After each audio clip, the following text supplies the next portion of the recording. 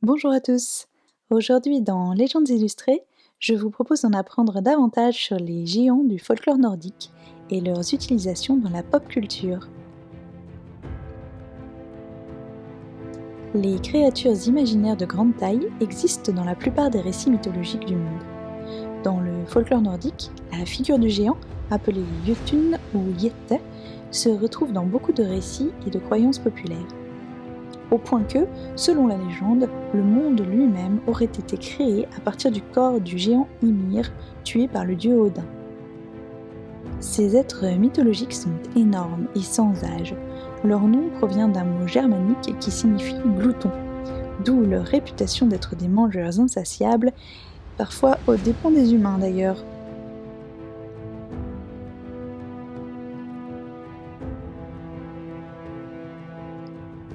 Il existe plusieurs sortes de ces personnages humanoïdes qui personnifient les forces de la nature.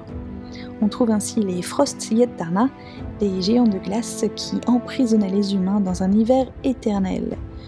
On peut comprendre cette légende quand on vit dans des régions où le froid et l'obscurité semblent éternels en hiver.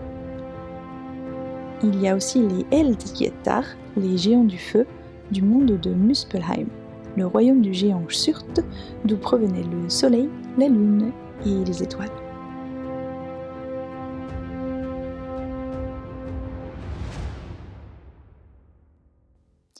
Mais aujourd'hui, nous allons nous intéresser particulièrement aux Bergsjättar, les géants des montagnes. D'une taille impressionnante, ils sont très forts, mais assez lents et maladroits. Ce sont de gros dormeurs qui peuvent faire des sommes de plusieurs siècles, et ils ne sont pas malveillants en général, même s'il arrive qu'un de leurs pieds gigantesques écrase malencontreusement un humain. Mais la colonisation et la christianisation de leur territoire les a chassés dans des endroits reculés et sauvages des forêts et des montagnes du nord. On dit que le son des cloches des églises les rend fous et les fait lancer des pierres pour tenter d'arrêter le bruit désagréable, ce qui explique les énormes rochers des paysages scandinaves.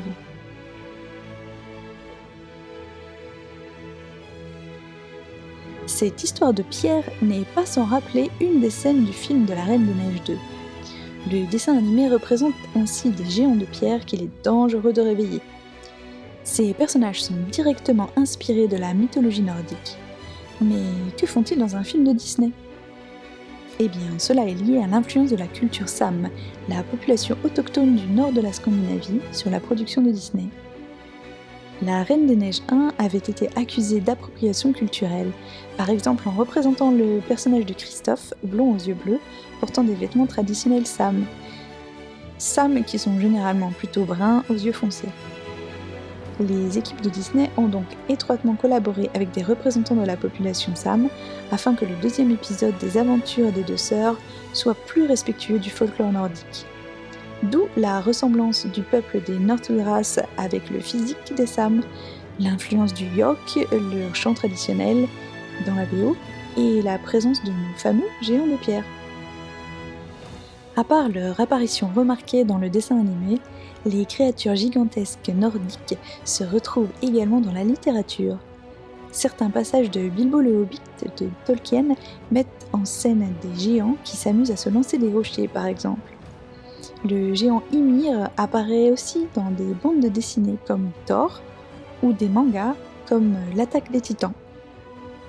Les géants sont présents également dans The Game of Thrones et dans de nombreux jeux vidéo comme Viking Wars of Midgard et surtout Jötun, dont le nom lui-même signifie géant, dans lequel le joueur doit combattre 5 boss issus d'une race de géants nordiques. Pour finir, je trouve qu'un certain ogre vert bien connu me rappelle de loin ses cousins nordiques. Qu'en pensez-vous ? Et vous, quel est votre géant mythologique favori ? Laissez-moi un commentaire pour me l'expliquer et n'oubliez pas de vous abonner gratuitement pour découvrir les prochaines légendes illustrées. À très bientôt!